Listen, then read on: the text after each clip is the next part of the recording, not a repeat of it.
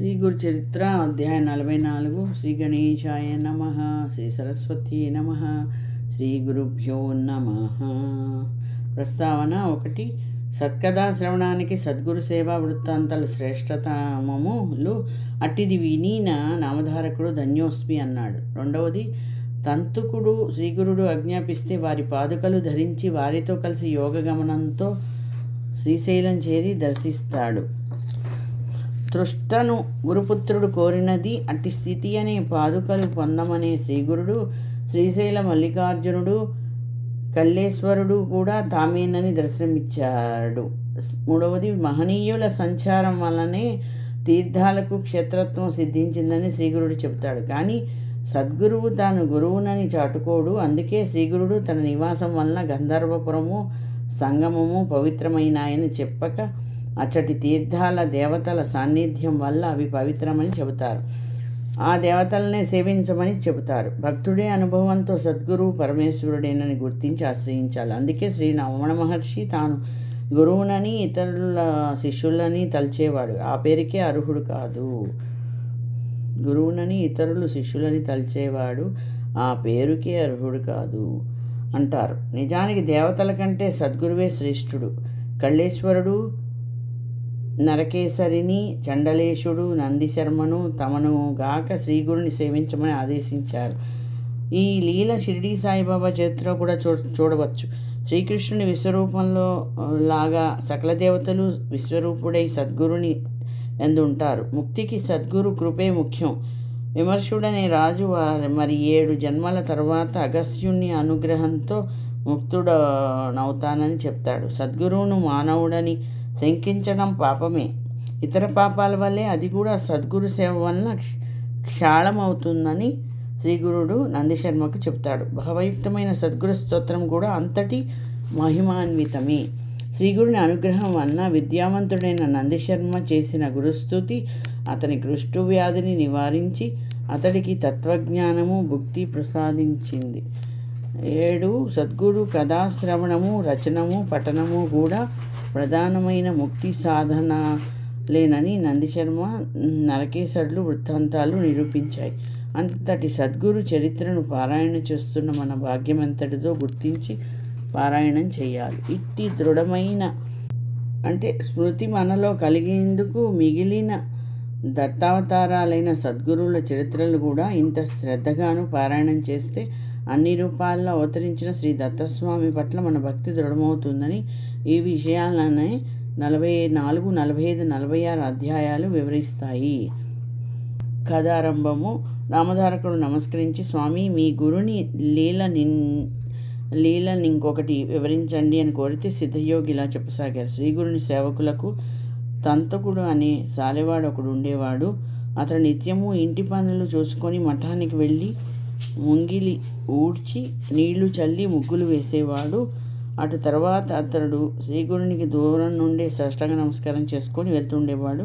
ఒక సంవత్సరం శివరాత్రికని అతని బంధువులందరూ శ్రీశైలం వెళ్తూ అతన్ని కూడా రమ్మన్నారు. అతడు ఓరి వెర్రి వాళ్ళలారా, శ్రీశైలం ఎక్కడో ఉందనుకొని కాళ్ళీడ్చుకుంటూ ఎంత దూరం పోవడం ఎందుకు? శ్రీగురుని మఠానికి మించిన శ్రీశైలం వేరే ఎక్కడైనా ఉన్నదా? శ్రీగురుడు కాకుండా వేరొక మల్లికార్జునుడు ఉన్నాడా ఏమిటి? నేను ఆయన మఠాన్ని విడిచి వేరెక్కడికి రాను అన్నాడు. అతన్ని ఏమీ తెలియని మూర్ఖుడని పరిహసించి వాళ్ళందరూ యాత్రకు వెళ్ళిపోయారు.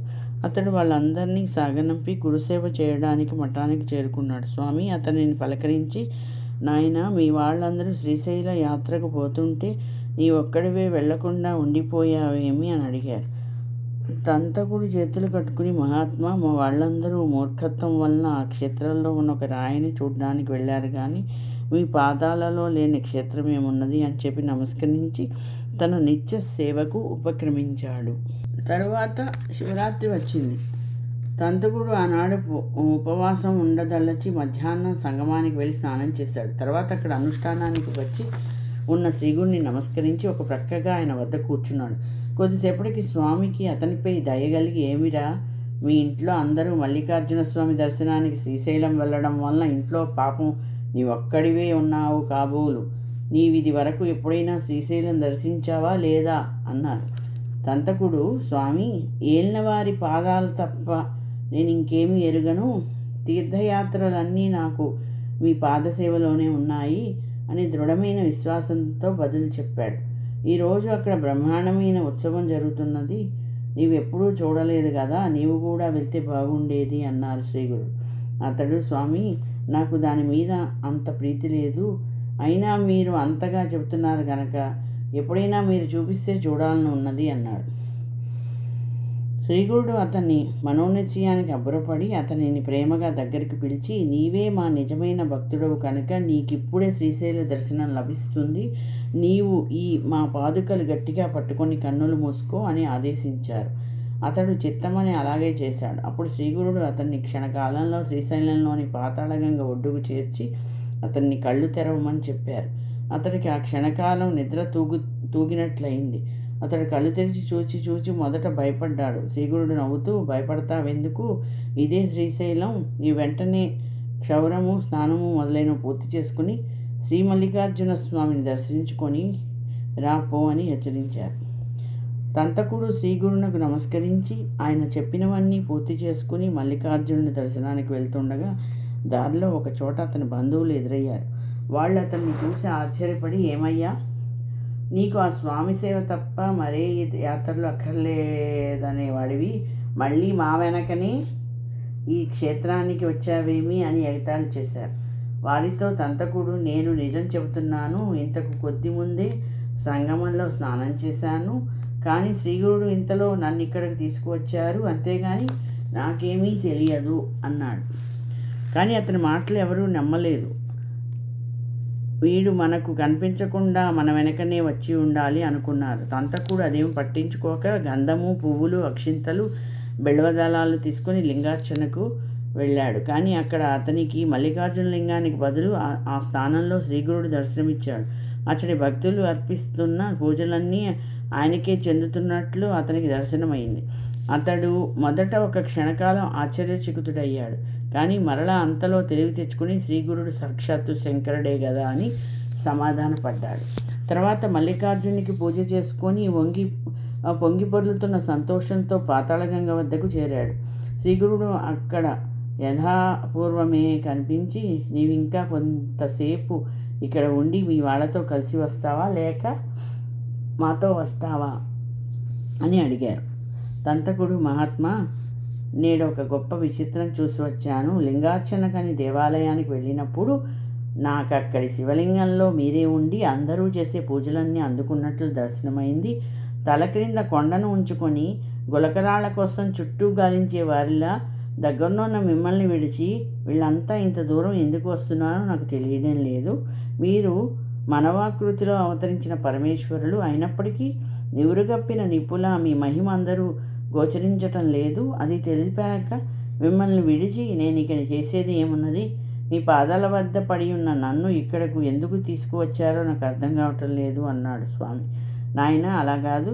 విశ్వమంతటా వ్యాపించి పరమేశ్వరుడు ఒక్కడే ఉన్నప్పటికీ ఆయన సన్నిధిని అనుభవించడానికి స్థానమహిమ భక్తులకు ఎంతో ఉపకరిస్తుంది అన్నారు. అప్పుడు ఆ భక్తుడు దాన్ని వివరించమని కోరగా శ్రీగురుడు ఇలా చెప్పారు. నాయన, మహాశివరాత్రి నాడు ఈ క్షేత్రంలో ఎంతో మహిమ ఉంటుంది. పూర్వం కిరాత దేశంలో పరాక్రమశాలి, బుద్ధిమంతుడు ఆయన విమర్శనుడు అనే రాజు పరిపాలిస్తుండేవాడు. అతడు ఈశ్వర భక్తుడే కానీ యుక్తాయుక్త విచక్షణ లేకుండా ఇంద్రియ సుఖాలను అనుభవిస్తూ పరశ్రీ లంపటుడిగా ఉండేవాడు. కానీ మరొక వంక నిత్యము శ్రద్ధగా లింగార్చన చేసి నృత్య గీతాలతో విధిగా శివుని సేవించేవాడు. అతని భార్య కుముద్వతి మహాగుణవంతురాలు. ఆమె ఒక రోజున అతనితో, ప్రాణనాథ, మీకు కోపం రాదంటే ఒక మాట అడుగుతాను, చెప్పండి. ఆహార విహారాదుల్లో ఎట్టి నియమము పాటించని మీకు ఇంత నిశ్చలమైన ఈశ్వర భక్తి ఎలా సాధ్యమైంది అని అడిగింది. రాజు నవ్వి ఇలా చెప్పాడు. ప్రేయసి, నా పూర్వజన్మ వృత్తాంతం చెప్తే గానీ నీకు సందేహం తీరదు. వెనకటి జన్మలో నేను ఒక గొల్లవాని వాకిట్లో కుక్కగా జీవించాను. అప్పుడు ఒక మాఘమాసంలో శ్రీ మహాశివరాత్రి నాడు ఊళ్ళోని జనమంతా దైవ దర్శనానికి అచ్చటి శివాలయానికి వెళ్ళారు. ఆనాడు అందరూ ఉపవసించాలి కనుక నా యజమాని కూడా అన్నం వండుకోలేదు. నాకు పెట్టను లేదు. అందువలన అందరితో పాటు నేను కూడా ఉపవాసం ఉండవలసి వచ్చింది. ఆనాడు ప్రదోష సమయంలో ఆ ఇంటి వారందరూ శివాలయానికి వెళ్తుంటే నేను కూడా తోకాడించుకుంటూ దారిలో పులిస్థిరాకుల కోసం వెతుక్కుంటూ వారి వెంటనే వెళ్ళాను. గ్రామస్తులందరూ తలకొక దివిటి చేత పట్టుకుని శివనామ సంకీర్తన చేస్తూ ఆలయాన్ని ప్రదక్షిణ చేస్తున్నారు. నేను ఆకలికి ఓరవలేక తినడానికి ఏమైనా దొరుకుతుందన్న ఆశతో ఆ గుడిలో ప్రవేశించి అన్ని మూలలా తిరుగుతున్నాను. నేను లోపలికి చూచేసరికి అచ్చటి శివలింగం నాకు కంటపడింది. ఇంతలో పూజ చేసిన అర్చకులు నన్ను చూచి కుక్కను కొట్టండి అని కేకలు వేశారు. నేను పారిపోవాలని చూశాను, కానీ సింహద్వారం దగ్గర సందు లేకుండా జనం మోగడంతో నాకు దారి చిక్కలేదు. కొందరు కర్రలు చేత పట్టుకుని తరుముతుంటే నేను వారి నుండి తప్పించుకోవాలని 3 సార్లు ఆలయం చుట్టూ పరిగెత్తాను. చివరికి అచ్చటి జనం నన్ను బలంగా బాధటంతో నేను ద్వారం వద్ద పడిపోయి ప్రాణం విడిచాను. ఈ రీతిన నేను తెలియకనే ఉపవాసం ఉండి శివపూజ దర్శించి ప్రదక్షిణలు చేసిన పుణ్యము ఆర్జించాను. ఆలయద్వారం వద్ద నిలిచిన వారి చేతిలోని దివిటీలను దర్శించి శివుని సన్నిధిలో ప్రాణాలు విడిచాను. అందువలననే నాకిప్పుడు ఇంత మాత్రమైన జ్ఞానము రాధ్యము లభించాయి. అయినప్పటికీ నాటి కుక్క బుద్ధి మాత్రం నన్ను ఇంకా వదలలేదు. అందుకే నేను ఇప్పటికీ నా నడవడి తప్పు అని తెలిసినా మార్చుకోలేకున్నాను. కుముద్వతి ఆ వృత్తాంతం విని ఆశ్చర్యపడి అతని పాదాలకు నమస్కరించి, ప్రాణనాథ, శివానుగ్రహం వలన మీరు సర్వజ్ఞులయ్యారు. దయతో నా వెనకటి జన్మలను గురించి తెలపండి అని వేడుకున్నది. విమర్శనుడు నవ్వి, ప్రేయసి, పూర్వం శ్రీశైలంలో నీవొక పావురంగా ఉన్నావు. నీవొక రోజు అడవిలో మాంసం ముక్కున ఖర్చుకొని పోతుండగా ఒక డేగ దాన్ని లాక్కొని దల్చి నిన్ను తరిమింది. నీవు ప్రాణభీతితో మల్లికార్జున ఆలయ గోపురం చుట్టూ ఎగిరావు. చివరికి అది నిన్ను చంపి మాంసం ముక్కను ఎత్తుకుపోయింది. అప్పుడు నీవు ఆలయానికి ప్రదక్షిణ చేసి ఆ క్షేత్రంలో మరణించడం వలన నీవీనాడు రాణిగా జన్మించావు అని చెప్పాడు. నాటి నుండి ఆమె మరింత భక్తితో శివుణ్ణి పూజించగలనని చెప్పి, నాథ, ముందు జన్మలలో మనకేమి జరగనున్నదో కూడా సెలవీయండి అని కోరింది. అప్పుడు రాజు ఇలా చెప్పాడు, సఖి, నేను సింధు దేశంలో రాజకుమారుడిగా జన్మిస్తాను. నీవు సంజయ దేశ రాజకుమార్తెగా జన్మించి నా భార్యవవుతావు. ఆపై జన్మలో నేను సౌరాష్ట్ర దేశానికి రాజనవుతాను. నీవు కళింగ రాజకుమార్తెవై నా రాణివవుతావు. అటుపై జన్మలో నేను గాంధార దేశానికి రాజనవుతాను. నీవు మగధ దేశ రాజపుత్రిగా జన్మించి నన్ను వివాహం చేసుకుంటావు. ఆ తర్వాత జన్మలో నేను అవంతి రాజకుమారుడిగా జన్మించినప్పుడు నీవు దశార్ణ దేశంలో రాజకుమార్తెగా జన్మించి నా పట్టమహిషి అవుతావు. అటు తర్వాత జన్మలో నేను అనంతుడనే రాజుగా జన్మిస్తాను. నీవు యయాతి వంశంలో జన్మించి నా రాణి అవుతావు. ఆ పైన నేను పాండ్య దేశంలో పద్మవర్ణుడనే రాజుగా జన్మిస్తాను. అప్పుడు నీవు విదర్భ దేశంలో సుమతి అనే రాజకుమార్తెగా స్వయంవరంలో నేను వివాహం ఆడతావు. అప్పుడు నేను సర్వశాస్త్రాలు నేర్చి దేవతలను బ్రాహ్మణులను పూజిస్తూ దాన ధర్మాలు చేసి చివరకు వృద్ధాప్యంలో అగస్త్య మహర్షి వలన సన్యాసాశ్రమం తీసుకొని మరణించాక నీతో కలిసి జన్మరాహిత్యం పొందుతాను. ఇంతటికీ కారణం శ్రీశైల మల్లికార్జుని అనుగ్రహమే కనుక మనం శ్రీశైలం దర్శించి వద్దామని చెప్పి కుముద్వతితో కలిసి యాత్ర చేసి వచ్చాడు. కనుక తంతుక తెలియకనే ఈ క్షేత్రంలో చేసిన ప్రదక్షిణల వల్ల ఒక పావురానికి రాణి పదవి, తర్వాత మోక్షము కలిగాయి. నీకిప్పుడు ఈ సంగతి తెలిసింది కనుక నేటి నుండి నీవు నిరంతరము ఈశ్వరుని ఆరాధించు. గంధర్వ నగరంలో ఈ మల్లికార్జునితో సమానమైన మహిమగల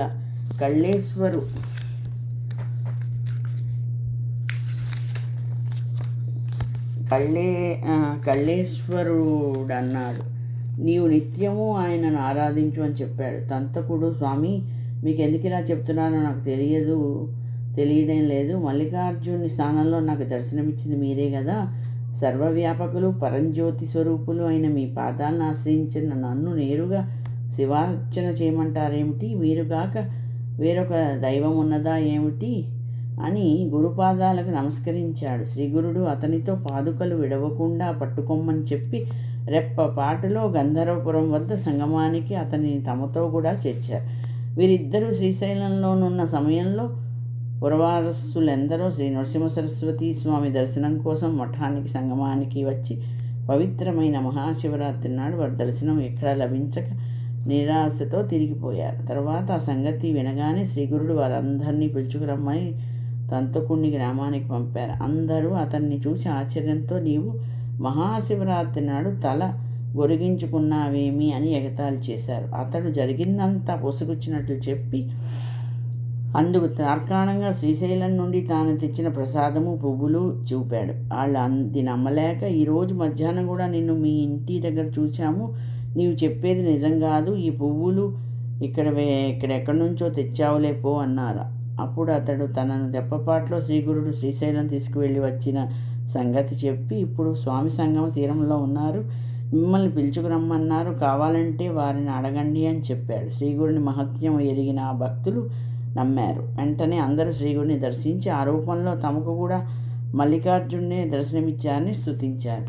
తర్వాత 15 రోజులకు శ్రీశైల యాత్రకు వెళ్ళిన పురవాసులు తిరిగి వచ్చి ఆ క్షేత్రంలో తాము తంతకుణ్ణి చూశామని చెప్పారు. అంతవరకు అతని మాటలు నమ్మని వారు కూడా తంతకుడు చెప్పినది వాస్తవమని తెలుసుకున్నారు. తంతకుడు యావజ్జీవము స్వామిని సేవించి చివరకు ముక్తి పొందాడు. శ్రీగురుని మహత్యం ఎంతని చెప్పగలము. శ్రీ దత్తాయ గురవే నమః. శ్రీ శ్రీపాద శ్రీవల్లభాయ నమః. శ్రీ నృసింహ సరస్వత్యై నమః. శ్రీ గురు చరిత్ర అధ్యాయం 44 సంపూర్ణము. జయ గురుదత్త. స్వస్తి.